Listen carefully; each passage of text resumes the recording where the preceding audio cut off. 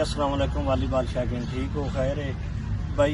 कुछ दिन पहले भाइयों की आपस नाराजगी बनी है भाई फैसल की इमरान लाडो की।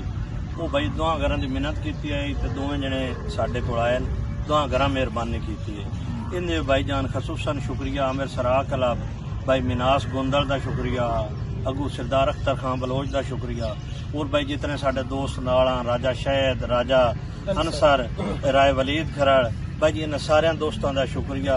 ते भाई ना हाँ जिन्हें सन सुलह वास्ते आख्या है भाई जी मुड़ मुड़ शुक्रिया। इन्होंने बिरावां का खसूसी शुक्रिया भाई फैसल का शुक्रिया।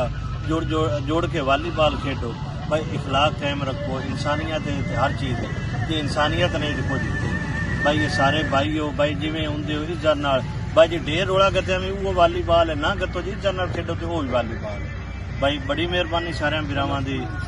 जेडे गलत कमेंट्स हैं भाई जान उनके आके हूँ जेडे दो चार खिलाड़ी जेडे हाथ नान खड़े करते भाई जी वो भी वालीबाल जिंदे हूँ तुम वेख लो अख्तर है नूरा क्या बात है कमाला शानिया भाई जानो असजदा जेडे भाई जी नान हाथ खड़ा करते उन्होंने भी क्या बात है या मेरा हाथ ना करता भाई जान जेडे करते चुप करके अपने इज्जत ना वालीबाल खेडो तो जेड़ा चैलेंज वाली रट है वो भी खत्म करो भाई जी। हर उस बंदे का तुहानू चैलेंज है जेडे तो तुसी किराया लग दो भाई जी आओ ग्राउंड च आके तो लड़ाई बिरावें भी हो जाती भाई जा तरीके वालीबाल खेडो एक दूए नाल रल मिल के रहो ये 4 दाड़े वालीबाल